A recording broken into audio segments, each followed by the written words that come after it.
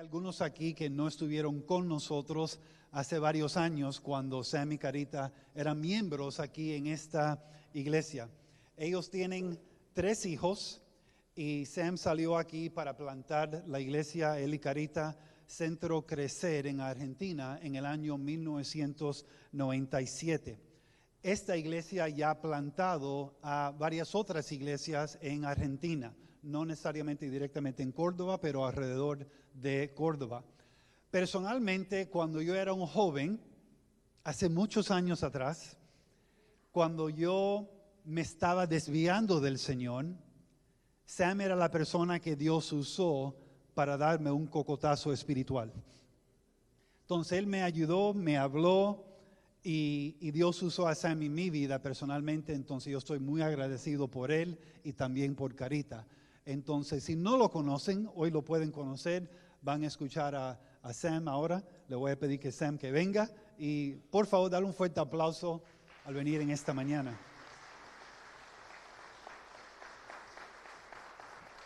Entonces quiero orar y entonces creo que vamos a ver un video, si no estoy equivocado, y entonces Samuel nos va a hablar acerca de no solamente el ministerio, pero también de la palabra de Dios. Vamos a orar. Señor, gracias por este día, gracias por este tiempo. Señor, sabemos que tu palabra nunca falla y cuando nos congregamos aquí, Señor, venimos para escuchar. Venimos, Señor, para aprender, pero, Señor, también venimos para escuchar de tu santa voz. Sabemos que cada vez que abrimos la palabra, cuando estamos leyéndolo, lo estamos escuchando, Señor, tu Espíritu puede tomar esta palabra y cambiar nuestra manera de pensar, nuestra actitud, nuestra práctica. Y, Señor, pedimos eso hoy, en la sencillez de esta prédica, que tú nos hables acerca de tu palabra. Gracias por Sam, por ser un amigo, un pastor, un padre, un siervo tuyo, Señor. Gracias por su vida y pedimos tu bendición sobre él hoy. En el nombre de Cristo Jesús. Amén. Amén.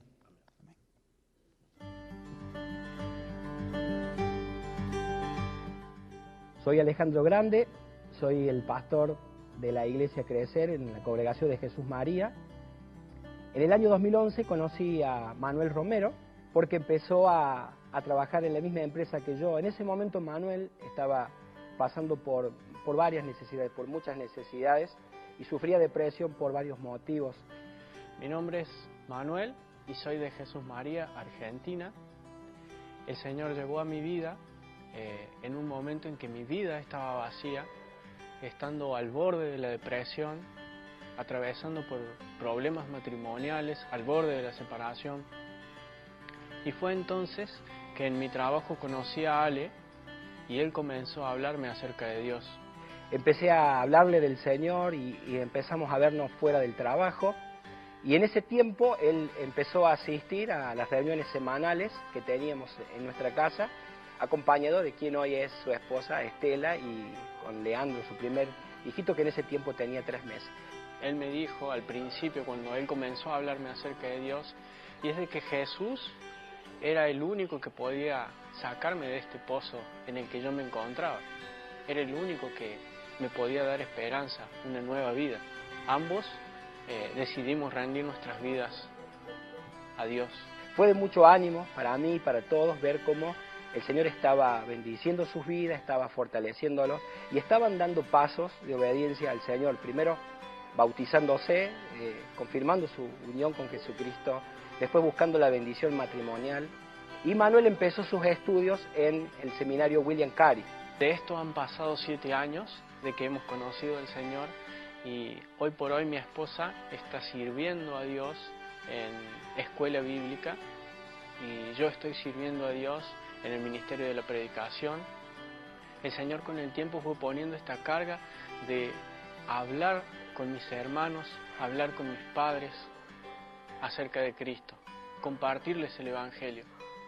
Y por su gracia es que hoy cada uno de ellos, junto a sus familias, están sirviendo en la iglesia de la que somos miembros. Toda nuestra familia está ahora rendida a los pies de Cristo, al igual que nosotros. Dios ha puesto no solo la carga de compartir con mis familiares, sino que compartir con aquellas personas que comparto el día a día. Y estamos muy felices, muy gozosos de lo que Dios hace en nuestras vidas, y más aún porque el Señor ha usado nuestras vidas para llegar a otros. Fue el primer creyente aquí en el trabajo, en esta obra, en la iglesia en Jesús María, y como una muestra para mí de parte del Señor de cómo Dios iba a estar obrando en medio nuestro.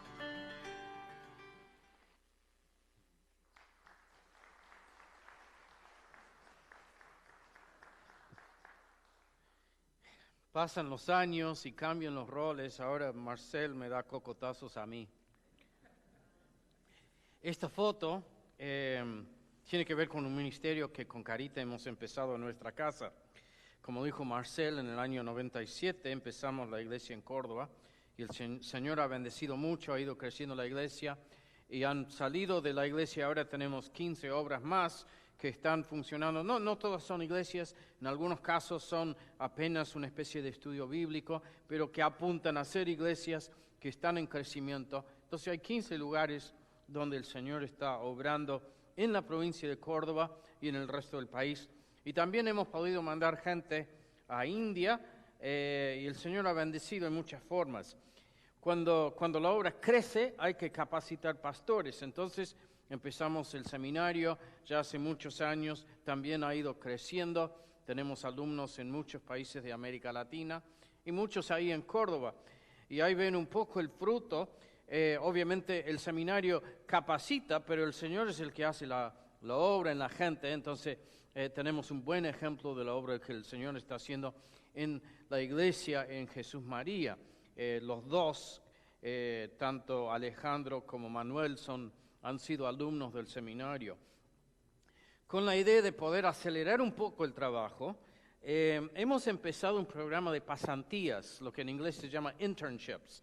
Entonces tenemos 5 internos, 5 pasantes, que son estos, y algunos de ellos ahora viven en nuestra casa. Cuando se fueron los chicos, nuestros hijos, no nos parecía tan grande la casa hasta que se fueron y quedó bastante grande la casa. Y entonces hemos podido ahora recibir estos varones en nuestra casa que están viviendo con nosotros y están haciendo un programa de 2 años. El primer año estudian muchos libros, cosas sobre cómo funciona una iglesia, cómo se hace el evangelismo. Trabajamos en temas de carácter. Tienen que, por ejemplo, aprender a limpiar la casa, tienen que aprender a cocinar, tienen que hacerse adultos, y lo están haciendo, y a la vez están creciendo, madurando en su fe. Y en el primer año es mucha lectura y algo de trabajo. El segundo año, que ya va a empezar en enero, ya van a tener la posibilidad de aplicar, de tomar todo lo que han aprendido y practicarlo en un ministerio. Son todos chicos que ya están involucrados en la obra misionera, pero el año que viene ya vamos a subir un poco el volumen. Entonces es un programa de 2 años y hay otros que vienen más atrás. Digo chicos, si son adultos, el más grande, Donny, tiene 30 y algo, y los demás tienen 25, 27, 28 años. Y creemos son todas personas que sienten un llamado del Señor. Así que esto creo que ha sido de mucha bendición y con el favor de Dios vamos a ver mucho fruto de esto. Así que agradecemos su ayuda porque hubo que remodelar la casa, hubo que comprar camas y una serie de cosas. Todavía faltan algunas cosas, pero la ayuda de ustedes ha sido clave en todo esto. Así que estamos muy agradecidos. Muy bien, yo los invito en esta mañana que busquen el Salmo 130. El Salmo 130.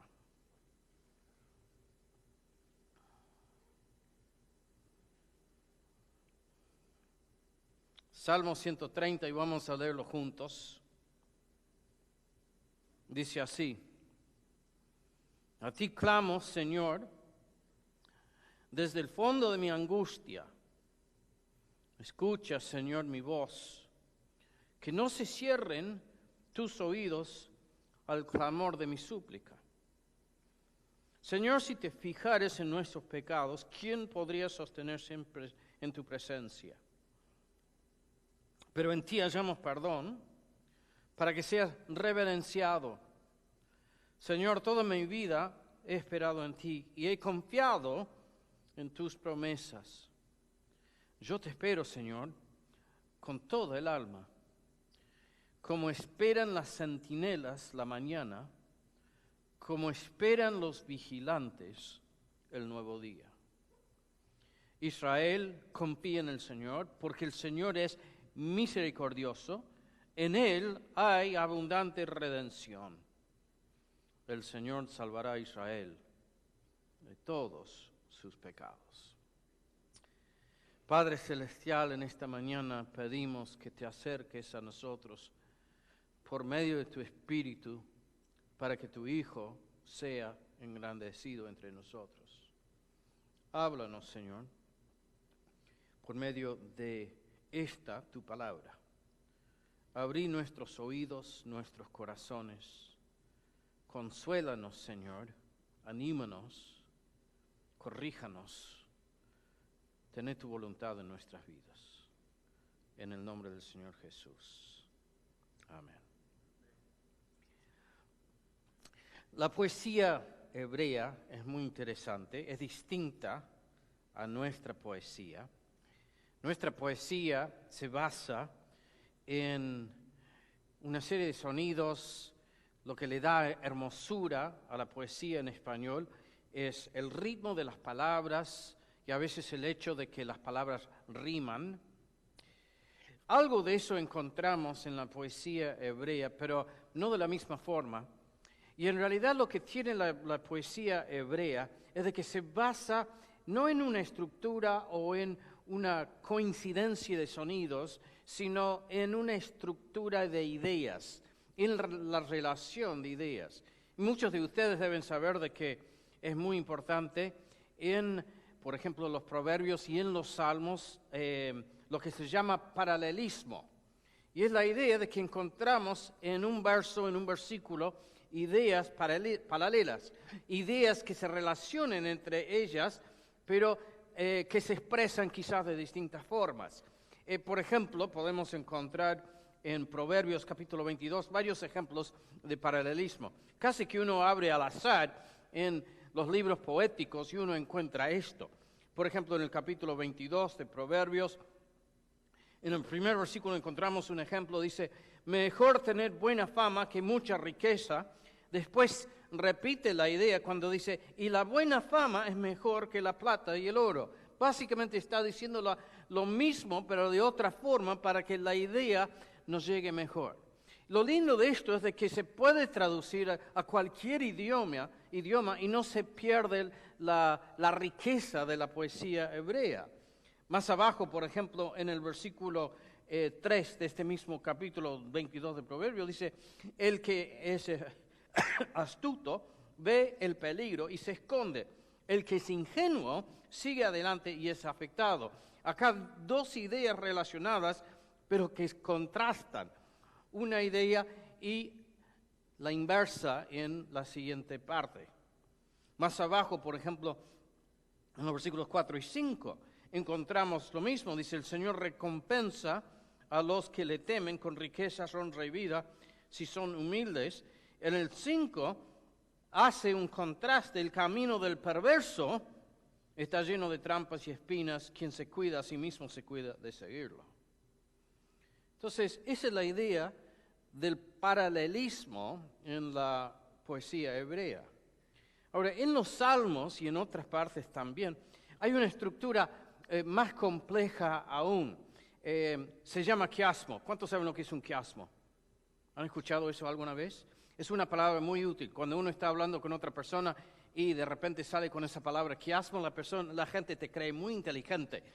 Así que es muy útil para impresionar a los demás. Pero es una idea en realidad muy sencilla. Es una especie de paralelismo, pero un poco más complejo. Y acá lo vemos un poco, no me salió tan bien en la diapositiva, pero es la idea de una estructura concéntrica. ¿Han visto alguna vez esos muñequitos rusos? Mamushka creo que se llaman. Hay un muñeco, uno le saca la tapa y adentro hay otro muñeco, uno lo saca y le saca la tapa y otra otro muñequito adentro, y a veces son grandes y hay un montón, muchísimos muñecos uno dentro del otro. Esa es la idea del quiasmo, de la estructura quiástica. Y en este Salmo 130 encontramos eso. En los primeros 2 versículos, que yo sé que de ahí por ahí no se lee muy bien, pero vamos a volver y vamos a verlo versículo por versículo. Pero lo que tenemos en los primeros versículos, 1 y 2, es la introducción. El salmista dice, clamo a ti. En el resto del Salmo, empezando en el 3, tenemos el contenido de su clamor, lo que él le clama a Dios. Y ese clamor a Dios tiene esa estructura quiástica, o sea, una idea dentro de otra idea. O sea que los versículos 3 y 8 están relacionados. Después vemos que más adentro los versículos 4 y 7 también tienen relación. Y después en el centro del todo, en el corazón del Salmo, en los versículos 5 y 6 está la idea final, la idea culminante. Entonces eso nos va a servir en la medida que avanzamos por el Salmo. Entonces empezamos con la introducción. El salmista le clama a Dios, dice, a ti clamo, Señor, desde el fondo de mi angustia, escucha, Señor, mi voz, que no se cierren tus oídos al clamor de mi súplica. ¿Alguna vez le han clamado así a Dios? ¿Alguna vez se han sentido como caídos en un pozo? Dice, a ti clamo desde el fondo de mi angustia. A veces en la vida sentimos eso, de que estamos en el fondo de un pozo. Miramos para arriba, por los costados no hay escapatoria. Y miramos hacia arriba y quizás vemos algo de luz, pero está muy lejos de nosotros y no sabemos salir de la situación que estamos viviendo. Y puede ser muchas cosas. Puede ser un problema económico, puede ser un problema de salud, puede ser un problema en la familia, en nuestras relaciones. Hay muchas cosas en la vida que nos llevan a esa situación de sentir que estamos en el fondo de un pozo.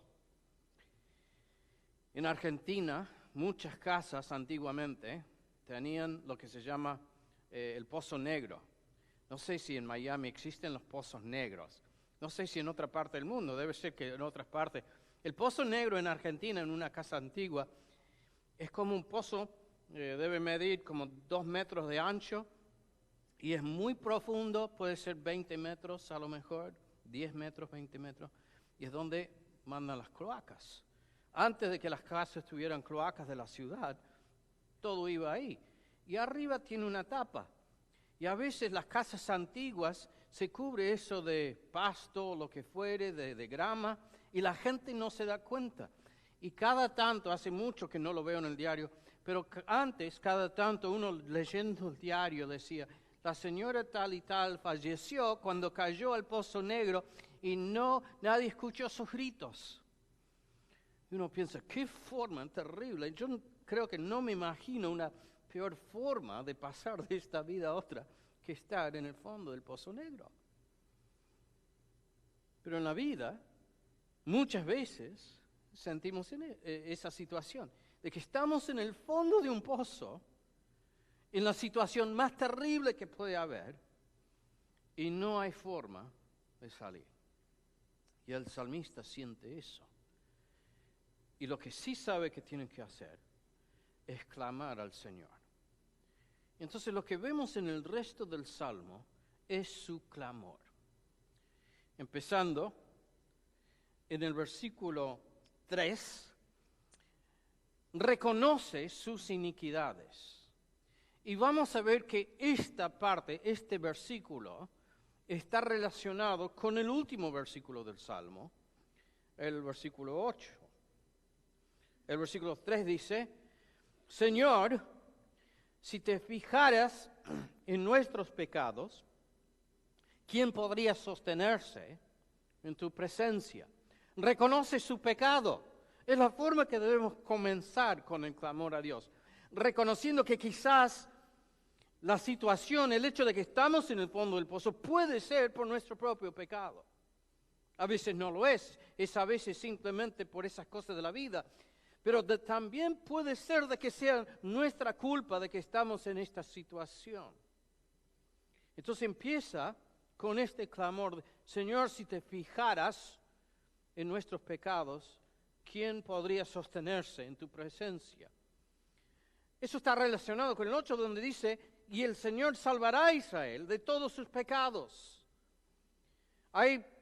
Es una expresión de esperanza, una expresión de confianza en el Señor, pero es a la vez reconocer su propio pecado y el pecado de su pueblo.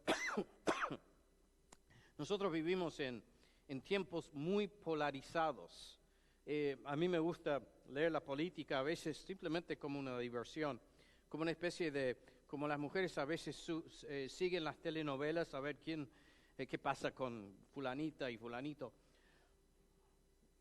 Yo no creo mucho en la política, pero para seguirlo como diversión a veces me gusta.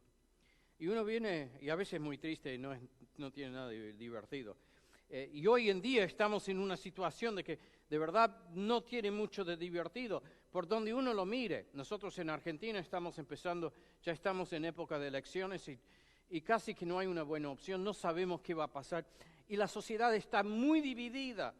Han querido meter el tema del aborto muy fuerte en Argentina y hay gente muy en contra y gente muy a favor. Está muy dividida la sociedad. Vengo siguiendo la situación en Inglaterra y ahí también el pueblo inglés está muy dividido entre los que quieren salir y otros que no quieren salir de la Unión Europea y hay ánimos muy caldeados, hay mucha división. Acá pasa lo mismo en Estados Unidos, hay una división tan grande en la sociedad, están los famosos estados azules que le dicen que son los de las costas, y después están los estados rojos que le dicen, y es como que no hay opiniones tan desencontradas, parece que no puede haber reconciliación. Y es tan fuerte de que ya no es simplemente una cuestión de política, una diferencia de opiniones, sino que los otros son malos, los otros son terribles. Y una división enorme. Aquí lo que encontramos es un hombre que reconoce, no está diciendo ellos, los demócratas, o ellos, los republicanos, son los malos. Él dice, yo soy el malo. El problema está primero, antes que nada, el problema está en mí. Y después, cuando piensa en su pueblo, dice, ninguno de nosotros estamos en condiciones de presentarnos ante ti. El sentimiento que expresa en este salmo es muy parecido a lo que expresa Isaías en el capítulo 6 del libro de Isaías, que cuando lo vio a Dios enaltecido en el templo, dijo, ¡ay de mí, que soy hombre de labios inmundos y que vivo en medio de un pueblo también de labios inmundos! Frente a la tremenda santidad de Dios, vio de que él en sí no había nada que fuera santo, que era simplemente un hombre impuro, un hombre corrupto. Y así somos todos nosotros, que vivimos en el mundo, manchados por la corrupción externa y manchados por la corrupción interna de cada corazón. Entonces dice, Señor, si te fijaras en nuestros pecados, ¿quién podría sostenerse en tu presencia? Nadie puede pararse frente a Dios por su propia cuenta, porque somos todos corruptos y Dios es infinitamente santo. Pero no termina ahí. En los próximos versículos, en el versículo 4, que se relaciona con el versículo 7, encontramos que habla del perdón de Dios y habla de su gran misericordia. Versículo 3 dice, Señor, si te fijaras en nuestros pecados, ¿quién podría sostenerse en tu presencia? Pero en el versículo 4 dice, pero en ti hallamos perdón. En ti hallamos perdón para que seas reverenciado. Y en el versículo 7 dice, Israel, confía en el Señor, porque el Señor es misericordioso. En Él hay abundante redención. Mira su carácter, dice, yo soy un hombre inmundo, un hombre corrupto, pero mira el carácter de Dios y dice, en ti hay abundante misericordia, en ti hay redención. Nosotros muchas veces a veces hacemos una falsa distinción entre el Dios del Nuevo Testamento y el Dios del Antiguo Testamento.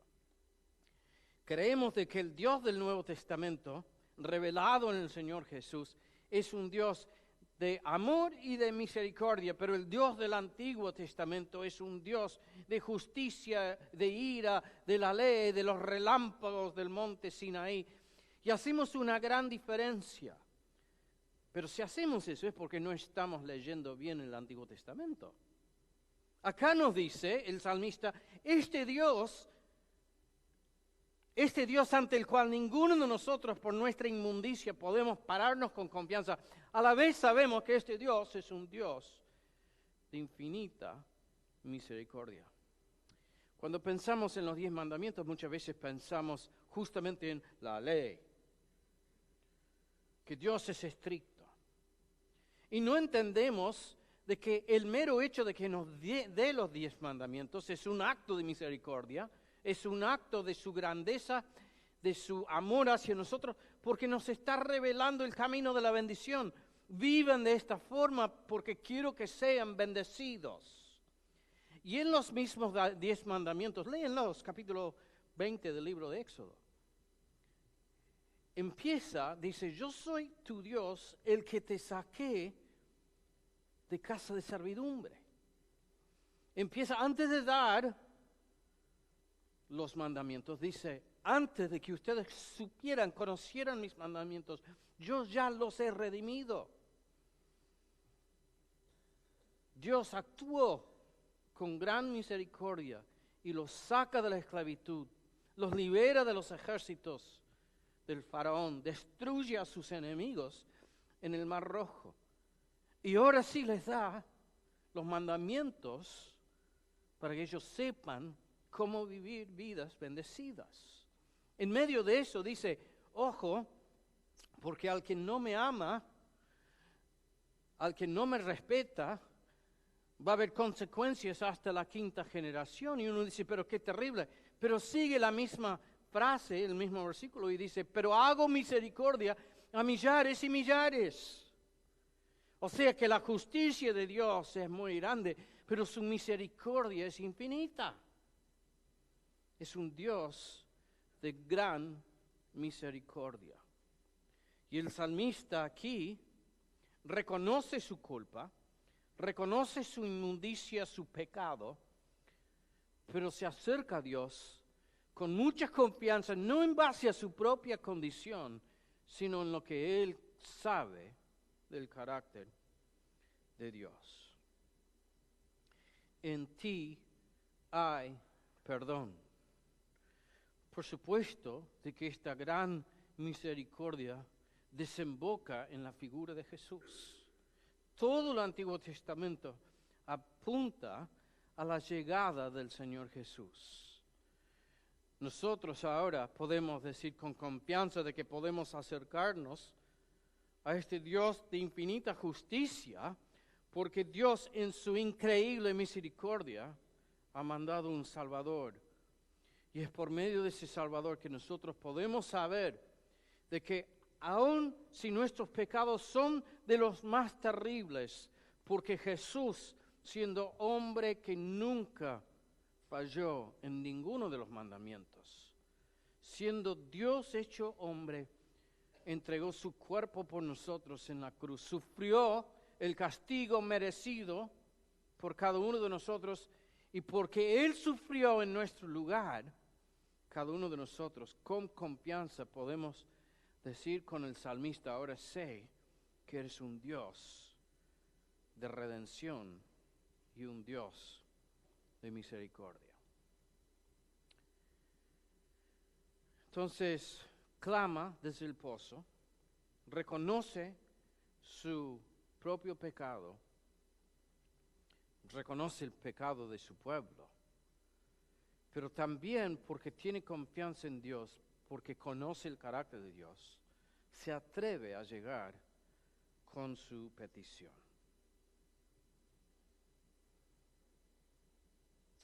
En ti hallamos perdón para que seas reverenciado. En el medio del Salmo, en los versículos 5 y 6, encontramos la idea culminante del Salmo. Dice, Señor, toda mi vida he esperado en ti y he confiado en tus promesas. Yo te espero, Señor, con todo el alma, como esperan los centinelas la mañana, como esperan los vigilantes el nuevo día. Yo espero en ti. ¿Saben lo que es la esperanza, no? La esperanza se relaciona con la fe, pero la fe es el hecho de que yo confío en Dios ahora. Cuando yo entendí de que mi pecado me separaba de Dios, pero que había una solución, de que Cristo era el camino, y yo puse mi fe en Jesús, de una vez por todas paso a ser parte de su familia. Y ahora vivo en cada momento en base a la fe. La esperanza se relaciona con la fe, pero es la idea, se puede decir que la esperanza es la fe con larga vista, con binoculares. La fe tiene que ver con lo que ahora siento, lo que vivo. La esperanza tiene que ver con el futuro, tanto lo que me espera en la vida como lo que me espera más allá de la vida. Es la fe mirando hacia el futuro.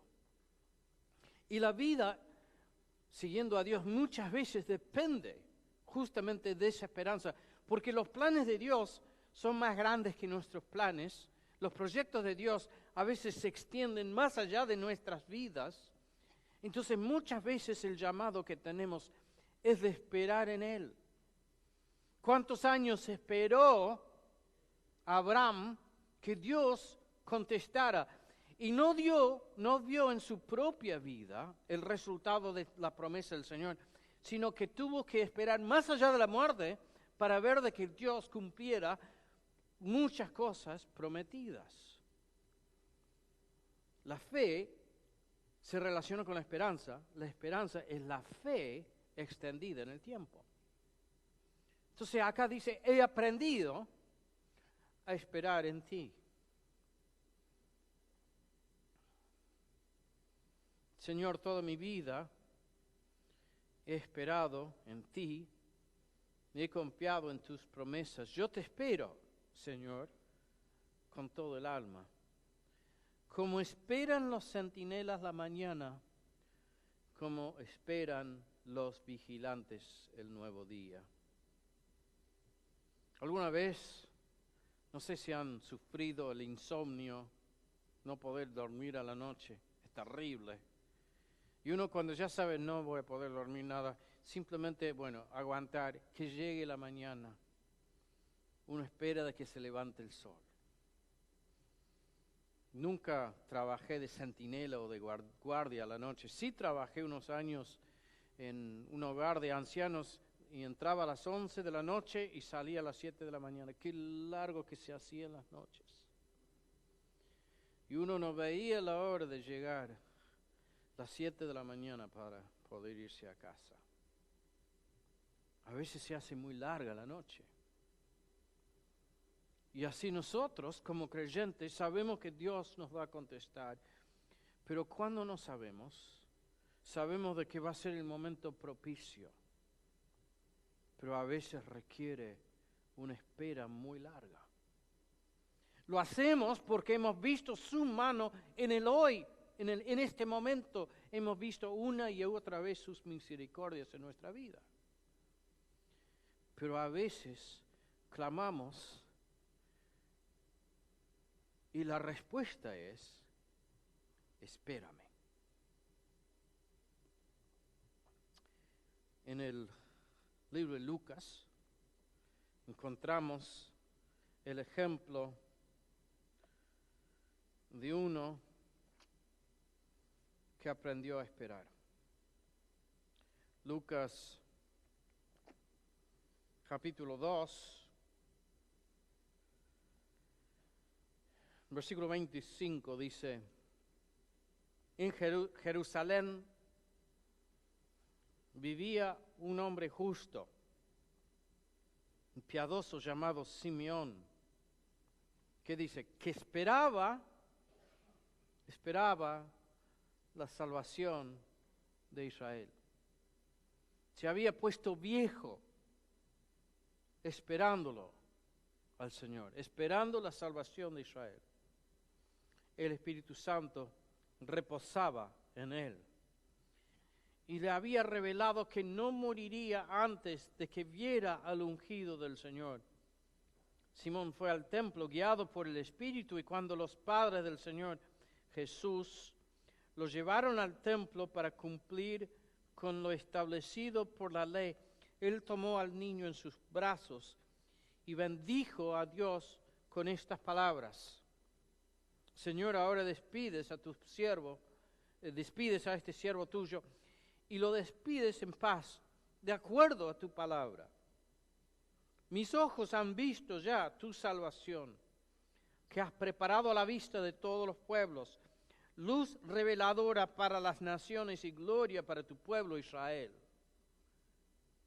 Mis ojos han visto ya tu salvación. Simeón había aprendido a esperar. Había aprendido a ubicarse en los planes de Dios. Entendía que Dios tenía un magnífico plan. Era un plan que llevaba años, generaciones, en llevarse a cabo.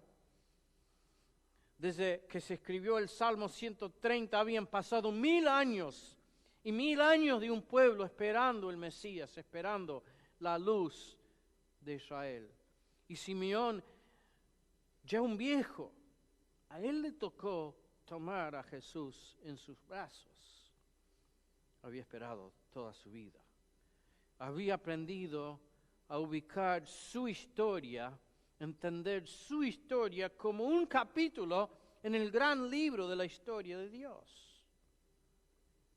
Que Dios, cuando era tiempo, iba a revelar sus propósitos. Y que valía la pena esperar.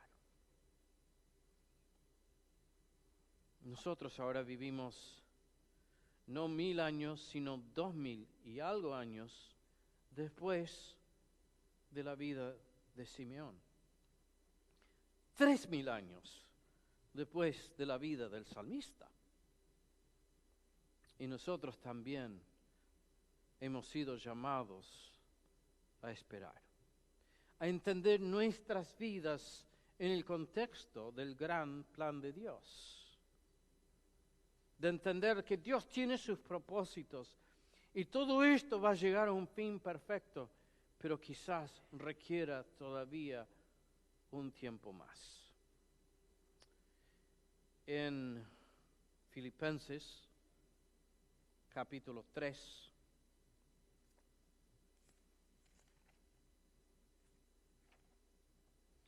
Filipenses capítulo 3, versículo 17 dice: hermanos, Pablo escribe, dice: hermanos, sean ustedes imitadores de mí y fíjense en los que así se conducen según el ejemplo que ustedes tienen de nosotros.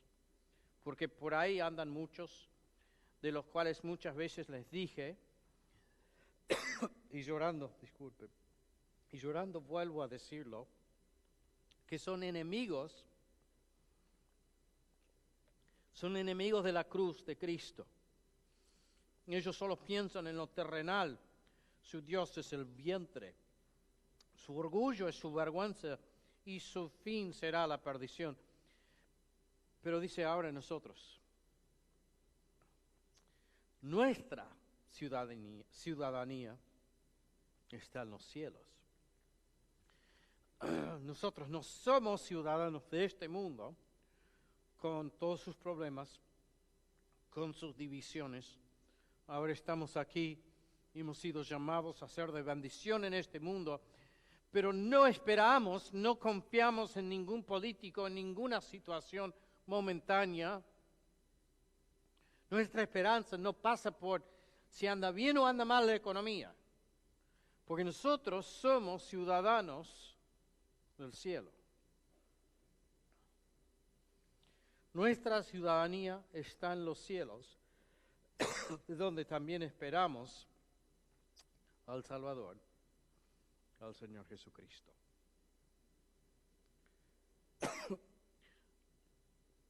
Nuestra ciudadanía está en los cielos, de donde también esperamos al Salvador. El salmista estaba pasando por un momento en su vida que sentía que estaba en el fondo de un oscuro pozo. Se acerca a Dios y confiesa sus pecados. Reconoce de que nadie, por su propia cuenta, puede pararse frente al Dios justo. Pero también toma coraje de lo que él sabe, lo que él conoce del carácter del Señor. De que Dios es un Dios de infinita misericordia. Y sabiendo que Dios es un Dios de misericordia, clama al Señor.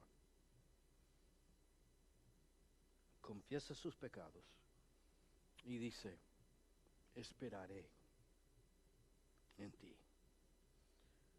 Por la fe, esperaré en ti. Señor, toda mi vida he esperado en ti y he confiado en tus promesas. Yo te espero, Señor, con todo el alma, como esperan los centinelas la mañana, como esperan los vigilantes el nuevo día. Padre Celestial, confesamos nuestros pecados. Ninguno de nosotros merecemos otra cosa que no sea el juicio. Pero Señor, estamos agradecidos porque en el Señor Jesús hay salvación. Has demostrado tu infinita misericordia al mandar a Jesús a morir en nuestro lugar. Señor, yo te pido que si hay una persona aquí en esta mañana que no te conoce, que pueda acercarse a ti, que te pueda pedir perdón por sus pecados y pueda encontrar el perdón en ti, porque sabemos que tú contestas al que se te acerca. Señor, permítanos vivir en base a la fe, reconociendo que no somos ciudadanos de este mundo, sino que esperamos un mundo mejor, cuando de nuevo se presente nuestro Señor en esta tierra. Esperamos en ti, en el nombre de Jesús.